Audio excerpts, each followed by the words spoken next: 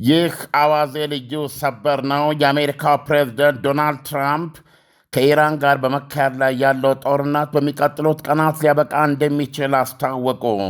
ሆኖም በዚህ ቀን ከዚህ ቀን በኋላ ይቆማል ሲሉ እርግጠኛ የጊዜ ገደብ አልሰጡም። ፕሬዝደንቱ ፍሎሪዳ በሚገኘው የመዝናኛ መኖሪያቸው ነው ይህንን መግለጫ ለጋዜጠኞች የሰጡት ከጥቂት ሰዓታት በፊት። በቅርቡ ይጠናቀቃል አሉ ፍሎሪዳ ውስጥ ለጋዜጠኞች በሰጡት በዚህ መግለጫቸው። ጦርነቱ ዳግም ቢቀሰቀስ ኢራን ከዚህ በበለጠ ትመታለች ብለዋል። ጋዜጠኞች በቅርቡ የሚለውን ቃል በእንግሊዝኛ ሱን የሚለው ነው፣ እንደውም ወዲያውኑ እንደማለት ነው። በአንድ ሳምንት ውስጥ ማለት ሆነው በማለት ላቀረቡላቸው ጥያቄ አይደለም፣ ነገር ግን በቅርቡ ነው ብዬ የማስበው ብለዋል። ትራምፕ ጦርነቱ ከሞላ ጎደል አብቅቷል ማለታቸው መከላከያ ሚኒስትራቸው ፔት ሄግሴት በዛን ሰሞን መግለጫቸው ገና መጀመሩ ነው ከሚለው ጋር የመጋጨቱን ሁኔታ በመጥቀስ አንድ ጋዜጠኛ ድጋሚ አንስቶባቸው ነበረ ጥያቄውን። የእርሶ መከላከያ ገና አልተጀመረም ይላል ወይም ካሁን በኋላ ነው የሚብሰው ሲል እርሶ ደግሞ ከሞላ ጎደል አብቅቷል ይላሉ። የትኛው ነው ትክክል በማለት ሲሞግታቸው ለጋዜጠኛው ራስ መታት የሆነ ምላሽ ሰጥተውታል። ሁለቱም ናቸው ልትል ትችላለ ብለውታል። ሁለቱም ትክክል ናቸው ልትል ትችላለ ማለታቸው ነው። ሲቀጥሉም ኢራን አዲስ አገር የምትገነባበት ጅማሬ ነው ብለዋል። አክለውም የእስላማዊ ሪፐብሊካ ጦር አብዛኛው ወድሟል ብለዋል። ፕሬዚደንቱ ኢራን መካከለኛው ምስራቅን ለመቆጣጠርና እስራኤልን ለማጥፋት እያቀደች ነበር ብለዋል። በጥሩ ሰዓት አቆምናት፣ ይህን በማድረጋችንም እንኮራለን ሲሉ ተናግረዋል። ትራምፕ አሜሪካ የሀገሪቱን የኤሌክትሪክ ኃይል ማምረቻ ስፍራዎችን አለመምታቷን አስታውቀው ኢራን ካልተባበረች ግን እንደሚደበድቡ ዝተዋል። ብንመታው ኖሮ እንደነበር አድርጎ መልሶ ለመገንባት ለኢራኖች በርካታ ዓመታት ይወስድባቸው ነበረ።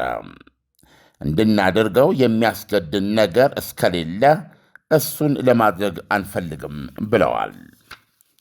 ይህንን ያሉትን የኢራን የኤሌክትሪክ ማመንጫን ለማውደም ዝግጁ የሚሆኑት መቼ ነው ተብሎ ለቀረበላቸው ጥያቄ ሲመልሱ ደግሞ አሸባሪ አገዛዝ ዓለምን በታጋችነት እንዲይዝና የዓለምን የነዳጅ ዘይት አቅርቦትን ለማቆም እንዲሞክር አልፈቅድም። ኢራን ይህንን ለማድረግ ከሞከረች ዶጋመድ አደርጋቸዋለሁ ብለዋል። ኢላማዎቹን የምናጠፋቸው አሉ ዶናልድ ትራምፕ የኢራንን የኤሌክትሪክ ማመንጫዎች ማለታቸው ነው። የምናጠፋቸው በፍጥነት ከመሆኑ የተነሳ ሊያገግሙ አይችሉም።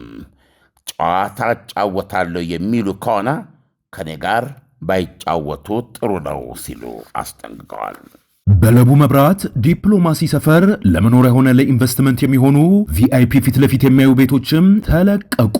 ከዚህ በፊት በድርጅቱ ተይዘው የነበረው ዝቅተኛ ፍሎሮችም ለሽያጭ ቀርበዋል። ከ6 ወር ጀምሮ የሚረከቧቸው ከ5% ቅድመ ክፍያ ማለትም ከ320 ሺህ ብር ጀምሮ የቤት ባለቤት መሆን ይችላሉ። ከስቱዲዮ 57 ካሬ እስከ ባለ 5 መኝታ ፔንትሃውስም አዘጋጅተናል። 60% የባንክ አማራጭ በ25 ዓመት እየኖሩ የሚከፍሉት ሲሆኑ አለያም ከፍ አድርገው ለሚከፍሉ ደንበኞቻችን ማለትም ከ15% እስከ 100% ለየት ያለ እውነተኛ ቅናሽ አዘጋጅተናል። በቡድን ሆነው ለሚገዙ ማለትም 3 እና ከዛ በላይ ልዩ ዕጣና ተጨማሪ ቅናሽም ተዘጋጅቷል። ይህ ዕድል የተዘጋጀው ቀድሞ ለተመዘገቡ ዕድለኞች ብቻ ነው። ይህን ወርቃማ ዕድል ለመጠቀም በ0911 78283 አለያም በ0994 857686 ላይ ፈጥነው ቀጠሮ የያዙ። ዳንኤል እንግዲህ ይህ ሰበር ዜና ነው። ለአድማጮቻችን በትኩሱ ማድረስ አለብን። ይህንን ጦርነት በድል ለመወጣት ቢያንስ 4 እስከ 5 ሳምንት ይፈጃል በማለት የመጀመሪያውን የጊዜ ገደብ የሰጡት ራሳቸው ዶናልድ ትራምፕ ነበሩ። ከዛ በኋላ የተናገረው መከላከያ ሚኒስትራቸው እንደውም እስከ 6 ሳምንት ሊሄድ እንደሚችል ገልጾ ነበረ። አሁን የሚቀጥሉት ቀናት ጦርነቱን የማቆሚያ ጊዜ ሳይሆኑ እንደውም ጦርነቱ በባሰ የኢራን የመከላከያ አቅሞቿ በሙሉ አክትሞላቸው የአየር መቃወሚያ ማለት ነው። ሰማዩ ሙሉ በሙሉ በእስራኤልና በአሜሪካ ቁጥጥር ስር ወድቆ የታወቁት ቢ52 እና ቢ2 የተሰኙ ቦምብ አርጋፊ አውሮፕላኖች በብዛት የሚሳተፉበት የአጠቃላይ የአየር ድብደባ እንደሚካሄድና በዚህም የኢራን ሚሳኤሎች ከመሬት በላይ ከመሬት በታች ማምረቻዎች ከመሬት በላይ ከመሬት በታች የጠመዱባቸው መተኮሻዎች እንዲሁም ሰራዊቱ እንደዚሁም ደግሞ የቀሪው የአገዛዝ አባላቱ ላይ ፍጹም ደምሳሽ የሆነ ድብደባ እንደሚካሄድ ነበር የገለጹት መከላከያው። እንደውም ካገላለጻቸው አንዱ ምን የሚል ነበረ? ከሰማይ እልቂትና አጠቃላይ ውድመት ይወርዳል። የኢራን አገዛዞች ቀና ብለው ሲመለከቱ የሚያዩት የአሜሪካንና የእስራኤልን ኃይል ብቻ ነው።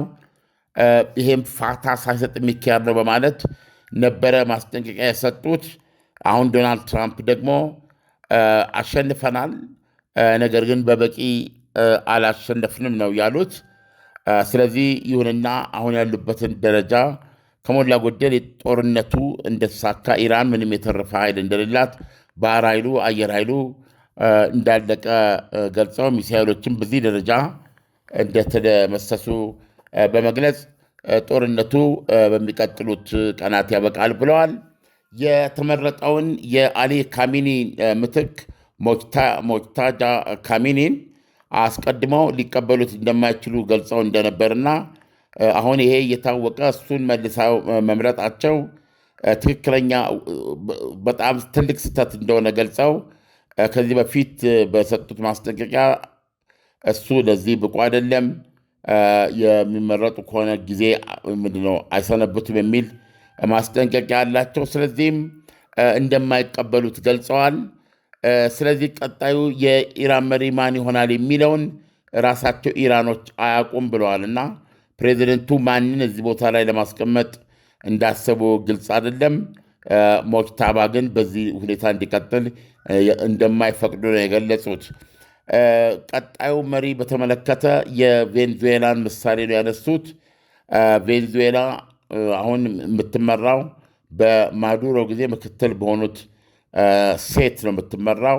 እኚህ ምክትል ፕሬዚደንት የነበሩ ሴት ናቸው ዋና ፕሬዚደንት የሆኑት እና በኢራን በኩል ከአለፈው አገዛዝ ጋር ግንኙነትን ቢኖረው ኢራንን በተሻለ መንገድ የሚመራ ሌላ ሰው እንደሚሆን የተናገሩት። ለማንኛውም ራሳቸው ኢራኖች የማያውቁትም ያንን መሪን ያሉት ትንሽ አመሳጥረውታል።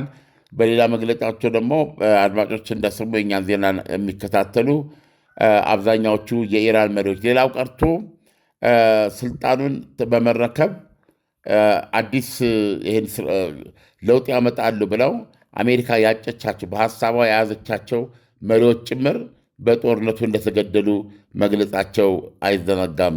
ዳንኤል ዓለም ዶናልድ ትራምፕ ጦርነቱ በቅርቡ ይጠናቀቃል ሲሉ አሜሪካ ኢራን ላይ ከፍተኛ የሆነ የማጥቃት ዘመቻ ልትከፍት እንደምትችል እየጠቆሙ ነው ወይ? እንደገና ደግሞ ኢራን ይህንን የዶናልድ ትራምፕ ማሳሰቢያ ልትቀበልና ጦርነቱን ቀጥ አድርጋ ልታቆም ትችላለች የሚለውን ብትነግረን። እንደዛ አይነት ስሜት አይደለም የሚሰጠው። የሚቀረን ነገር አለ ነው ያሉት። አሸንፈናል፣ ይህን ጦርነት ኦልሬዲ ድሉ ከዕቅዳችን ፈጥኗል ብለዋል። ስለዚህ ጦርነቱን አሸንፈናል ከወዲሁ፣ ነገር ግን በበቂ አላሸንፍን የሚቀሩን አሉ ማለታቸው። ስለዚህ አሁን የሚቀሩትን ነገሮች የመምታት ሂደት ብቻ ነው አሜሪካ የምታደርገው። ስለዚህም ይሄ ደግሞ በቀናት ውስጥ ተጠናቆ ጦርነቱ በቀናት ውስጥ ይቆማል ነው ያሉት። እንግዲህ ማንም ሰው ሊናገረው የሚችለው ነገር ጦርነቱ ኩድ ኢንድ ኢን ዴይስ የሚለውን ቃል በተረጉመው ከሳምንት ያነሰ ጊዜ ማለት ነው። ዳንኤል ጋዜጠኞች ያቀረቡላቸው ጥያቄ ሱን ሲሉ ይሄ በዚህ መንገድ ገልጸውታል። በቀናት ውስጥ ብለዋል። ወይም ደግሞ ሱን የሚል ቃል አለና በሳምንት ውስጥ ማለት ወት ነው ወይ ብለው ጠይቀዋል። ሳምንት ማለት 7 ቀን ነው። ስለዚህ እነዚህ 7 ቀናት ናቸው እና በንግግራቸው ውስጥ ባሉት በኮንቴክስቱም ሳምንት ይቆያል ማለት እንዳልሆነ በእርግጠኛ መናገር ይቻላል። ዳንኤል ጦርነቱ ከዚህ በኋላ ሳምንት አይቆይም። በማንኛውም ቀን ሮብ፣ ሐሙስ፣ አርብ ወይም ቅዳሜ ሊያቆም ይችላል። ጦርነቱን ሊያቆሙት ይችላል። ይህንን ያሉት እና የሚመረጠው መሪ ግን ከዛው ከስርዓቱ የወጣም ቢሆን ነገር ግን ስርዓቱን የሚቀራው ለምሳሌ ከቬንዙዋላ ጋር ስምም ናቸው። ቬንዙዋላ የአሜሪካንን ፍላጎት በጠበቀ መልኩ ነው አሁን ነገሮችን እየመሩ ያሉት። ስለዚህ ኢራንም ጋር ልክ በሳቸው በኩል በአገዛዙ ውስጥ የነበረ ነገር ግን ከአሜሪካን ጋር በቬንዙዌላ መልክ አብሮ ለመስራት የሚፈልግ መሪ እንደሚፈልጉ ነው የገለጹት። እና እንደውም ምንድን ያሉት ያ ሰው ማን እንደሚሆን ራሷ ኢራንም አታውቅም ነው ያሉት ዳንኤል። ስለዚህ አሁን ዓለም ኢራን ይህንን የዶናልድ ትራምፕ ማሳሰቢያ ልትቀበልና ጦርነቱን ቀጥ አድርጋ ልታቆም ትችላለች ወይ? ኢራንማ ትዋጋለች። ጦርነቱን ለማቆም የሚቀሩን ትንሽ ናቸው። ጦርነቱን ለማቆም የሚያስፈልጉንን የሚያጠቋቸው ነገሮች አሉ፣ ግን በቀናት ውስጥ ይቆማል ነው ያሉት። ስለዚህ በዚህ ቀናት ውስጥ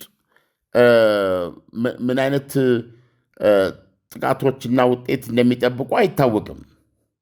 ለምሳሌ በአሁኑ ሰዓት ኢራን ፕሬዚደንት አላት፣ መንፈሳዊ መሪ አላት፣ ውጭ ጉዳይ አላት፣ ፓርላማ አላት፣ የፓርላማ አፈ ጉባኤ አላት፣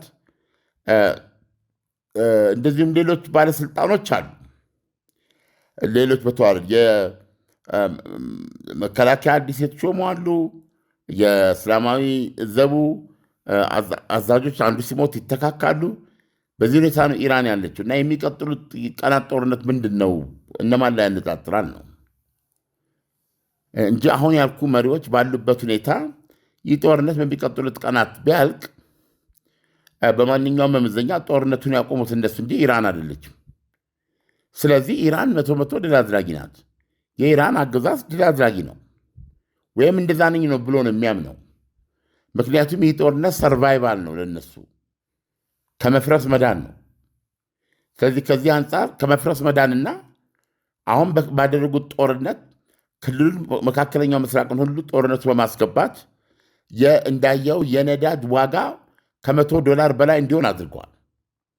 ይህ ጦርነት ከ3 ሳምንት በላይ ከቆየ $150 ይደርሳል የተባለው። ስለዚህ ከጦርነቱ በፊት የገለጹትን ስትራቴጂ ነው የተጠቀሙት እና በዛ ስትራቴጂ መሰረት ይህን ጦርነት የሚያቆሙት አሜሪካና እስራኤል ሆኑ ማለት የኢራን አገዛዝ ተፋልሞ የደረሰው ደርሶበት ተረፈ ማለት ነው።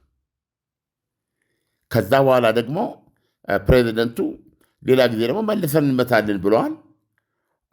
ኢራኖች ደግሞ እንዳመኑት በዚህ መንገድ ጦርነቱ ከቆመ አሳይተናቸዋል። የሆርሙዝ ሰርጥን እንዘጋለን፣ እሱን ዘጋን። እሱን በመዝጋታችን የነዳጅ መተላለፊያ የዓለማችን የነዳጅና የተፈጥሮ ጋዝ 1/5 የሚተላለፍበት ተዘጋ። በዛ የተነሳ እንሆ የነዳጅ ዋጋ ጨመረ፣ የጋዝም ጨምሯል።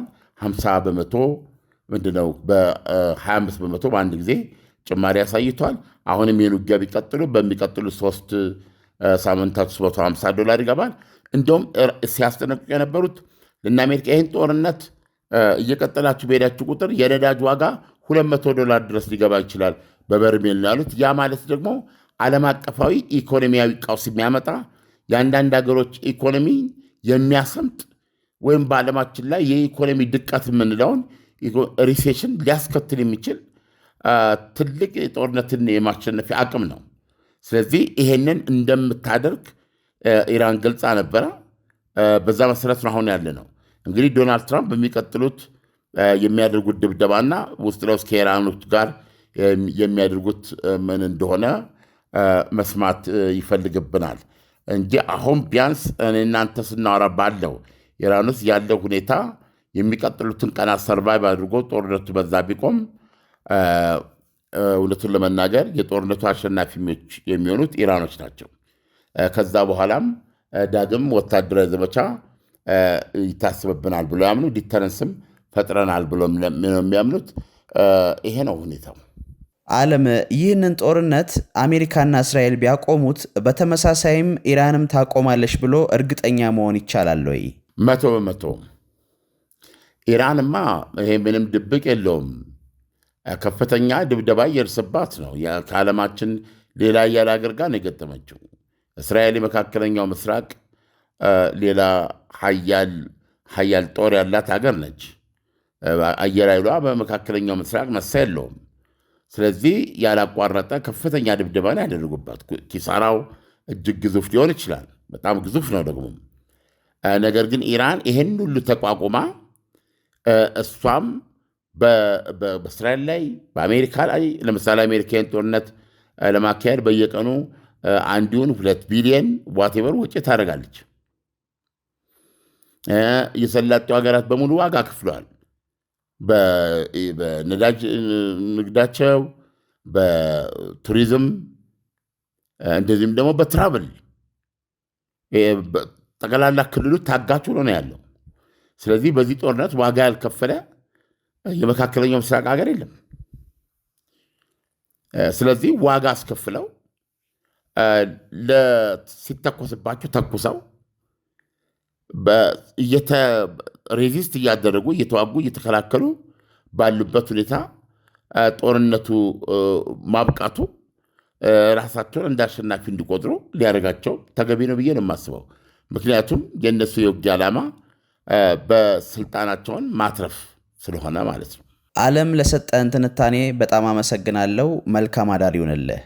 በለቡ መብራት ዲፕሎማሲ ሰፈር ለመኖሪያ ሆነ ለኢንቨስትመንት የሚሆኑ ቪአይፒ ፊት ለፊት የሚያዩ ቤቶችም ተለቀቁ።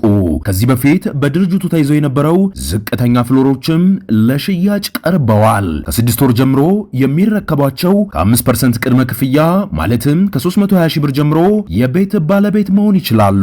ከስቱዲዮ 57 ካሬ እስከ ባለ 5 መኝታ ፔንትሃውስም አዘጋጅተናል። 60% የባንክ አማራጭ በ25 ዓመት እየኖሩ የሚከፍሉት ሲሆኑ አሊያም ከፍ አድርገው ለሚከፍሉ ደንበኞቻችን ማለትም ከ15% እስከ 100% ለየት ያለ እውነተኛ ቅናሽ አዘጋጅተናል። በቡድን ሆነው ለሚገዙ ማለትም 3 እና ከዛ በላይ ልዩ ዕጣና ተጨማሪ ቅናሽም ተዘጋጅቷል። ይህ ዕድል የተዘጋጀው ቀድሞ ለተመዘገቡ ዕድለኞች ብቻ ነው። ይህን ወርቃማ ዕድል ለመጠቀም በ0911 78283 አሊያም በ0994 857686 ላይ ፈጥነው ቀጠሮ የያዙ።